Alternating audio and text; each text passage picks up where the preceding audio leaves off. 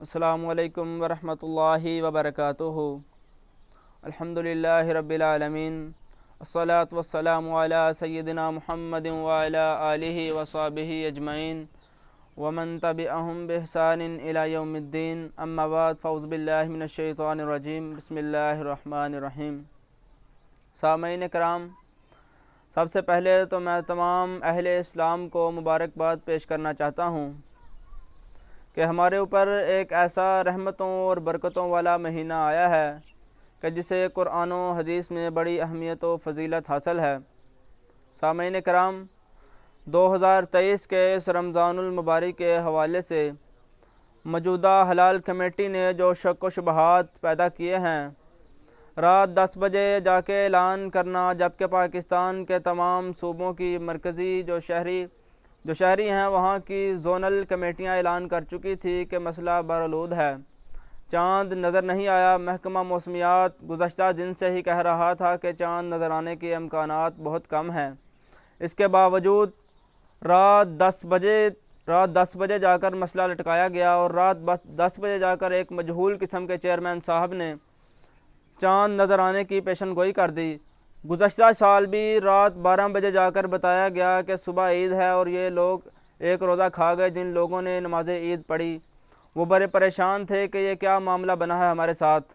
اور اس سال بھی جب پورے ملک میں اعلانات ہو چکے تھے، کہیں چاند نظر نہیں آیا تھا، اور ان کی اپنی سرکاری زونل کمیٹیاں وہاں لگے ہوئے بڑے بڑے کیمروں سے دیکھ کر، اور 2-4 ممبران نہیں بلکہ پوری پریس کانفرنس ہو گئی کہ چاند نظر نہیں آیا۔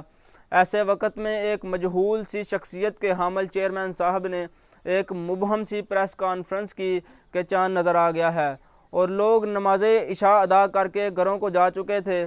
رات 10 بجے انہوں نے پورے ملک میں افراتفری پیدا کر دی۔ میں احکام بالا سے اور وزیر اعظم شہباز شریف صاحب سے اور پاکستان کے تمام اعلیٰ اداروں سے اور پاکستان کے معتبر ترین شخصیات سے عرض کرنا چاہتا ہوں، بلکہ مطالبہ کرنا چاہتا ہوں کہ موجودہ حلال کمیٹی پہ بے شک ریفرینڈم کروا کر دیکھ لیں کہ 90 سے 95% لوگ اس کمیٹی پر یقین نہیں رکھتے، اور ہمارا مطالبہ یہ ہے کہ نئے سرے سے کمیٹی تشکیل دی جائے اور اس میں پاکستان کے معتبر شخصیات جن پر امت کا اعتماد ہو، لوگ ان کے کردار پر یقین رکھتے ہوں، ایسے لوگوں کو ہی ایسی کمیٹی کا حصہ بنایا جائے۔ اس کمیٹی کا چیئرمین کم از کم شیخ الحدیث ہو، جو لوگوں کی عبادات سے کھلواڑ نہ کرے، لوگوں کو عبادات کے ساتھ نعوذ باللہ جو مذاق بنایا جا رہا ہے۔ 10 بجے کا اعلان کیا جا رہا ہے، پچھلے سال تقریباً 12 بجے عید کا اعلان کیا جا رہا ہے، اور امت کو پریشان کیا جا رہا ہے۔ پھر ہمارے دائیں بائیں، ہمارے بنگلہ دیش میں اعلان ہو گیا کہ جمعے کو روزہ ہوگا، بھارت نے بھی اعلان کر دیا کہ جمعے کو روزہ ہوگا۔ پھر پاکستان کے بڑے شہر لاہور، اسلام آباد، کراچی، کوئٹہ جیسے شہر میں بھی اعلان ہو گیا کہ ہمیں چاند نظر نہیں آیا، اور رات 10 بجے جا کر انہوں نے چاند چڑھا دیا اور لوگوں کو پریشان کیا۔ اللہ رب العزت سے دعا ہے کہ اللہ رب العالمین ہمارے وطن کو نظام مصطفیٰ کی بہار عطا فرمائیں اور ان شر پسندوں سے ہمارے ملک کو محفوظ فرمائیں، اور اللہ رب العالمین سے دعا ہے کہ ہمارے ملک پاکستان کو قیامت کی دیواروں تک قائم و دائم رکھے۔ آمین۔ وآخر دعوانا الحمدللہ رب العالمین۔